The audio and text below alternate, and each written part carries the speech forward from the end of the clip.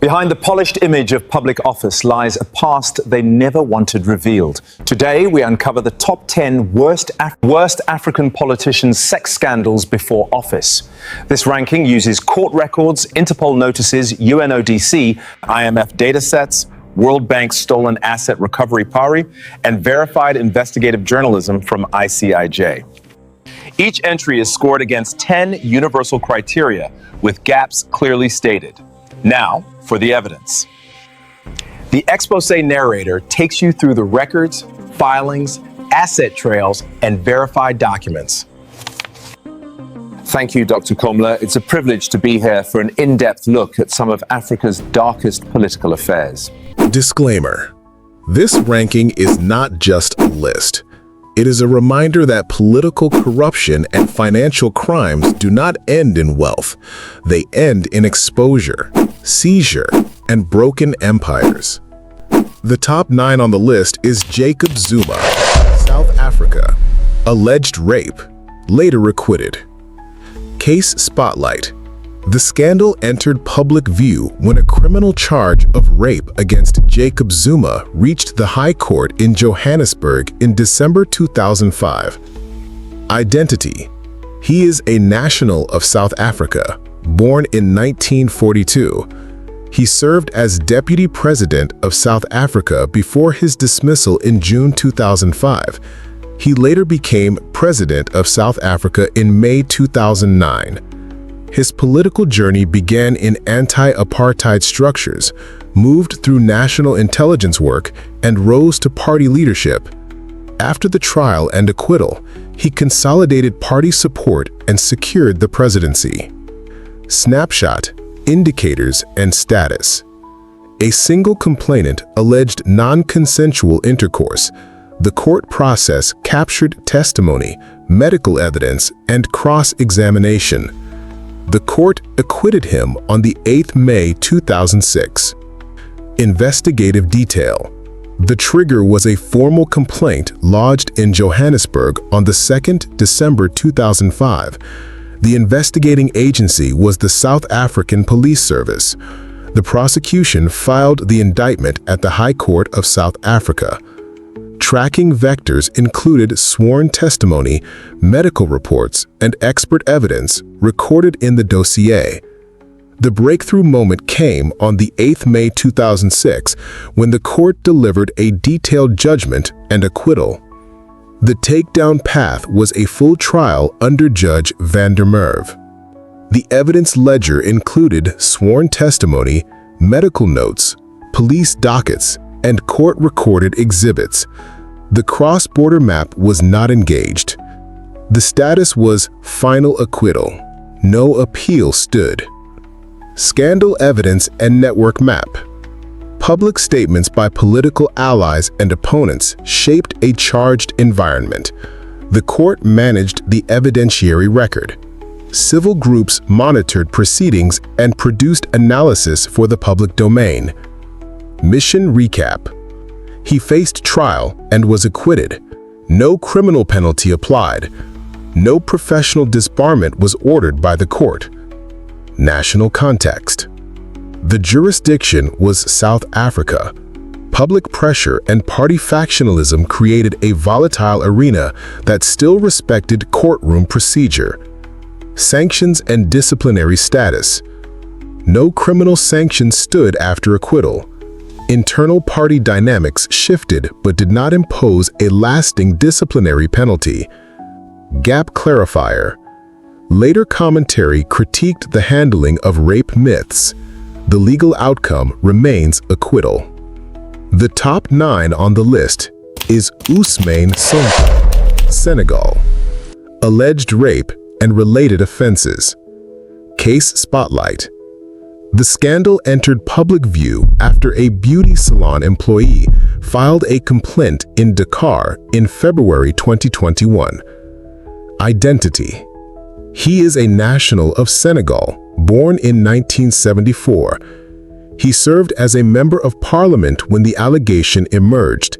He later became Prime Minister of Senegal on the 2nd April 2024. His political journey began in tax administration, moved into opposition politics, and grew through youth mobilization. After the case, he rose to head of government following amnesty measures and political realignments. Snapshot, indicators, and status. The case featured an allegation of rape, an investigating judge, and pre-trial procedures. In June 2023, the court acquitted him of rape. The court convicted him of corrupting the youth with a 2-year sentence. Investigative detail. The trigger was a police complaint in Dakar on the 2nd February 2021. The investigating magistrate issued process decisions under Senegalese criminal procedure. Tracking vectors included sworn statements, medical certificates, and call record checks recorded by the dossier. The breakthrough moment came on the 1st June 2026 when the criminal court issued the verdict. The takedown path included arrest episodes, bail, and court appearances. The evidence ledger included complainant testimony, docketed medical notes, court minutes, and hearing transcripts. Cross-border cooperation was not a feature. His status changed in March 2024 with amnesty, followed by his appointment as Prime Minister in April 2024. Appeals and collateral cases were addressed in regional court decisions on rights claims. Scandal, evidence, and network map. The record shows institutional actors in law enforcement and the judiciary. Party structures and civic groups amplified or challenged narratives. International observers tracked protests and rights claims. Mission recap. The court acquitted the rape count. The court imposed a 2-year sentence for corrupting the youth. Amnesty later intervened. Political office followed. National context. The jurisdiction was Senegal. Polarized politics and protest risk shaped enforcement choices and public order decisions. Sanctions and disciplinary status. Custodial risk flowed from the 2023 conviction. Amnesty in March 2024 altered the enforcement landscape. Political advancement resumed in April 2024. Gap clarifier. Contestation of motives persists as alleged. The acquittal on rape remains the law. The top 8 on the list is Codwell, South Africa, alleged sexual assault. Case spotlight. The scandal entered public view when a letter of complaint alleging rape was sent to the African National Congress in early 2019 and reported by national media. Identity. He is a national of South Africa, born in the year 1970. He served as the African National Congress national spokesperson and later head of the presidency in the party. He later became Minister of Sports, Arts, and Culture in March 2023. His political journey began in student activism, advanced to party communications, and moved to the cabinet. After the complaint, he denied wrongdoing and continued in national roles until later facing unrelated corruption charges. Snapshot, indicators, and status. The allegation described drugging and rape at a private event. The complainant later withdrew the police case as reported by the media. No criminal prosecution followed the sexual allegation. Investigative detail. The trigger was a written complaint shared with party officials in February 2019 in Johannesburg. The matter reached public attention through national reporting. Tracking vectors included the complaint letter, legal correspondence, and media confirmations by the complainant. The breakthrough moment came when the complainant publicly withdrew participation on the 17th May 2019. No arrest occurred. The evidence ledger included the complainant's letter, dated communications, and party responses on record. Cross-border cooperation did not arise. The status remains an allegation without a court finding on the sexual claim. Scandal evidence and network map. Party processes handled the complaint under internal protocols. Civil society issued statements urging transparent handling. No external tribunal rendered findings on the sexual claim. Mission recap. No court ruling was issued on the sexual allegation. No statutory penalty applied. Later legal exposure related to a different corruption case, not the sexual claim. National context. The jurisdiction was Senegal. Polarized politics and protest risk shaped enforcement choices and public order decisions. Sanctions and disciplinary status. There was no criminal sanction for the sexual claim. No recorded professional disbarment resulted from the allegation. Gap clarifier. The allegation remains alleged. No judicial ruling assessed the sexual claim on its merits. If cases that began before high office already show this range of outcomes, what happens when the list moves upward to national figures whose pre-office conduct met formal inquiries and cross-checked testimony under oath? The next 4 entries step closer to ministries and speakerships, and the files grow denser. The top 7 on the list is Ali Bongo Ondimba, Gabon, alleged sexual misconduct. Case spotlight. The case pained attention in France when a journalist filed a complaint over an alleged assault in Paris in May 1991. Identity. He is a national of Gabon, born in the year 1959. He served as Minister of Defense before ascending to the presidency in October 2009. His political journey began within the ruling family, rose through state security, and moved into ministerial roles. After the complaint, he continued his rise and became president in 2009. He remained in office until 2023.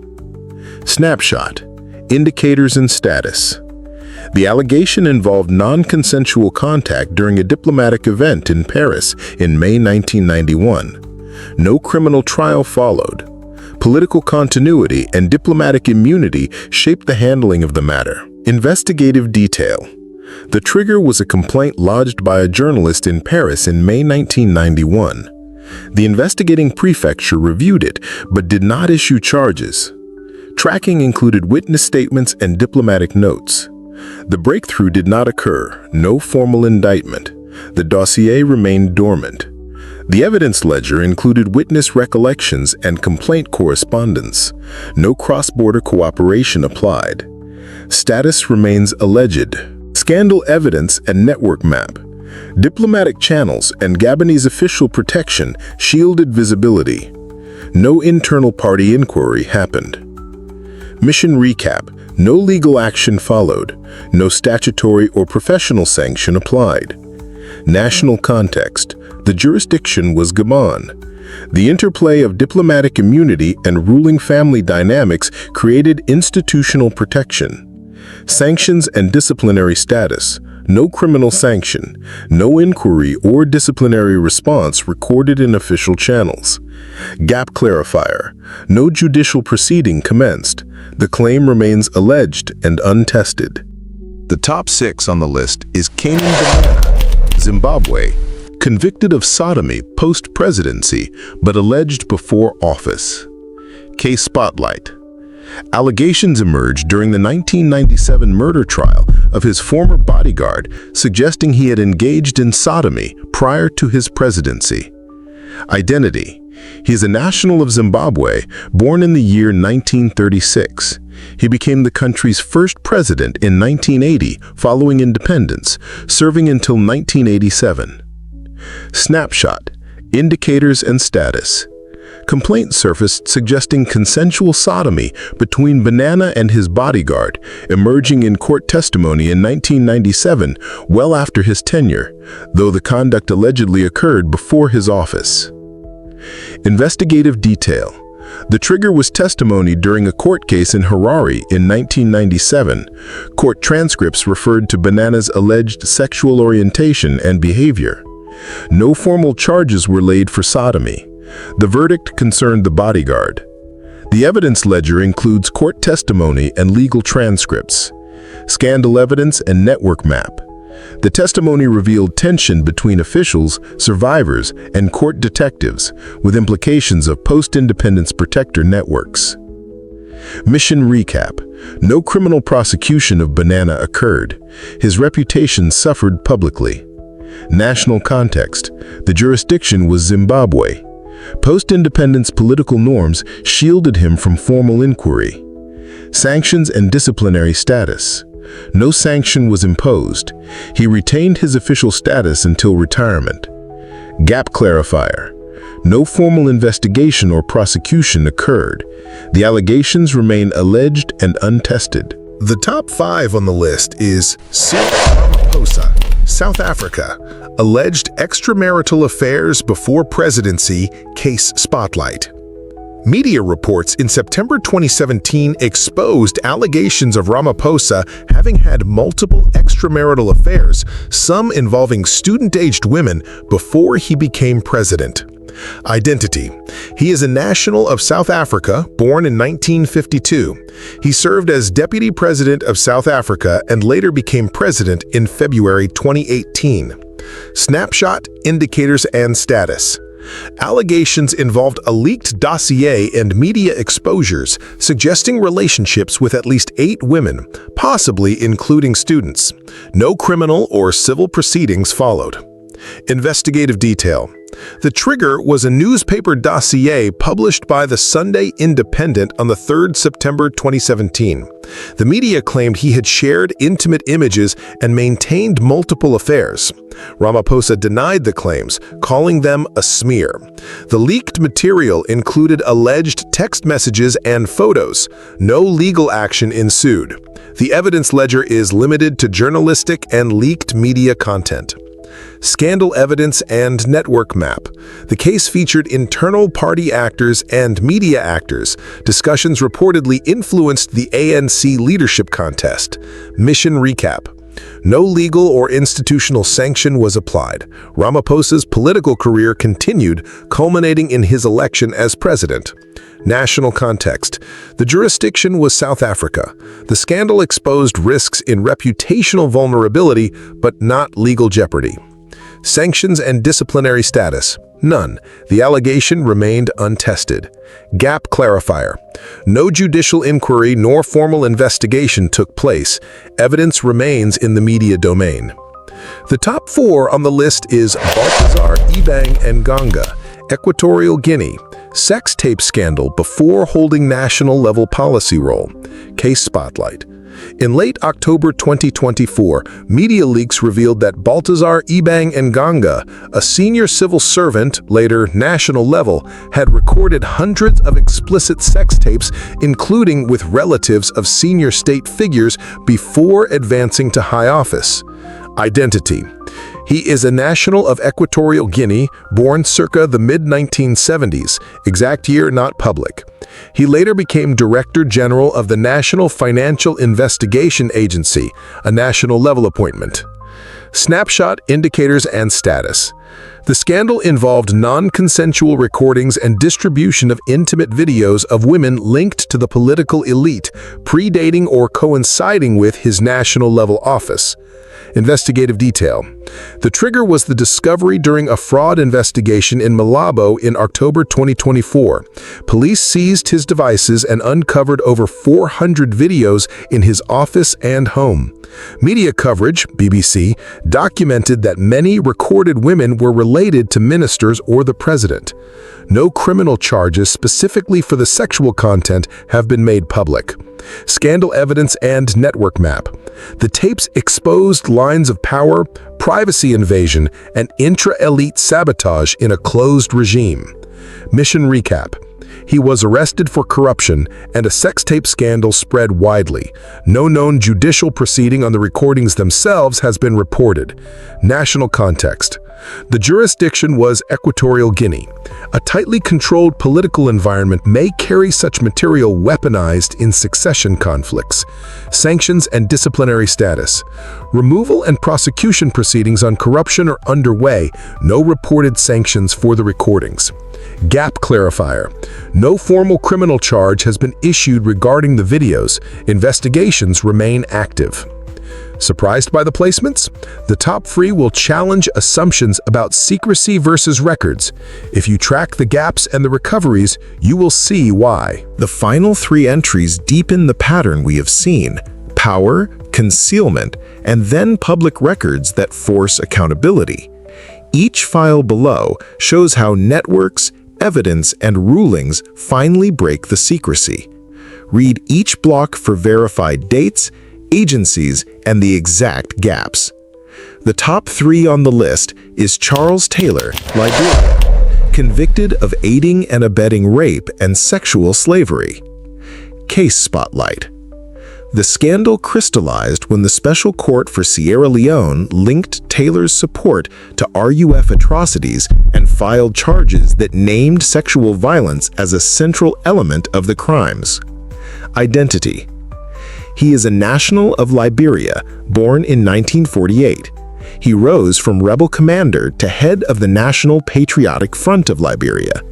He became president of Liberia on August 2, 1997. He remained president until August 11, 2003. He was surrendered to the Special Court for Sierra Leone and tried in The Hague. He was convicted by the trial chamber and sentenced on May 30, 2012. Snapshot. Indicators and status. The court found systematic rape, sexual slavery, and outrages upon personal dignity used as weapons of war.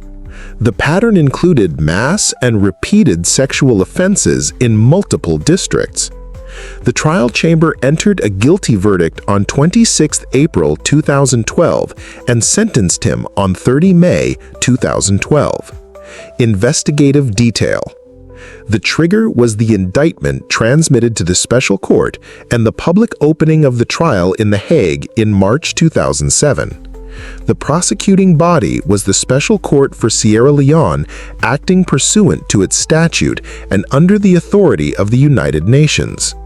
Tracking vectors included witness testimony, battlefield witness statements, documentary evidence, and cross-border investigative material. The breakthrough moment was the trial chamber judgment on the 26th April 2012, which set out findings on rape and sexual slavery. The takedown path ran from arrest in exile to surrender in 2006, followed by trial and conviction.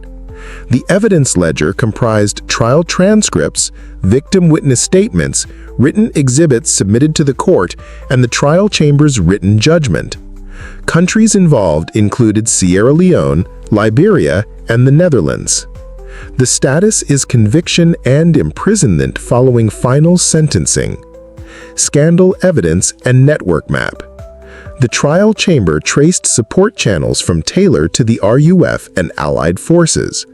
The record links material support, arms flows, and operational cooperation to units that committed sexual violence. Witnesses and documentary exhibits form the core of the proven evidence. Mission recap. The court convicted him of aiding and abetting crimes including rape and sexual slavery. He received a custodial sentence of 50 years. The judgment formed part of a larger accountability project for Sierra Leone's conflict. National context. The jurisdiction was Sierra Leone and Liberia. Regional conflict dynamics and porous borders enabled cross-border rebel operations and impunity for many years. Sanctions and disciplinary status. The sentence imposed by the special court remains the principal legal sanction. No separate international asset forfeiture was central to the sexual violence counts. Gap clarifier. Some alleged individual perpetrators were never brought to trial. Reparations for many victims remain partial. Next, a case where survivors spoke publicly and a truth commission recorded the harms. The top 2 on the list is Yahayame, the Gambia, alleged rape and sexual assault. Case Spotlight. Human Rights Watch and Trial International published a report in June 2019 that collected survivor testimony alleging systematic sexual abuse linked to Yame's office. Identity. He is a national of the Gambia, born in 1965. He seized power as a military officer in a coup and became president on 22 July 1994. He remained president until January 21, 2017. After the December 2016 election, he went into exile in Equatorial Guinea. He later faced public testimony before the Truth and Reconciliation Commission. Snapshot, indicators, and status. Survivors described entrapment by presidential aides and repeated sexual violence. Witness statements and ex officio testimony support the allegations. The claims are currently classed as alleged and remain largely unprosecuted. Investigative detail. The trigger was the publication of investigative findings by Human Rights Watch and Trial International on June 26, 2019. Investigative bodies included HRW and the Gambian Truth, Reconciliation and Reparations Commission, which sat between 2019 and 2021. Tracking vectors included victim testimonies, statements by former officials, and TRRC hearing transcripts. Breakthrough moments included televised testimony by complainants at the TRRC in late 2019. The takedown path to date has been public testimony, NGO reporting, and calls for prosecution. The evidence ledger comprises HRW and trial reports, TRRC transcripts, and statements from former security personnel. Cross-border elements include Jame's exile in Equatorial Guinea. The status is alleged, with ongoing calls for judicial follow-up. Scandal evidence and network map. The testimony describes presidential aides, special security units, and entrapment tactics.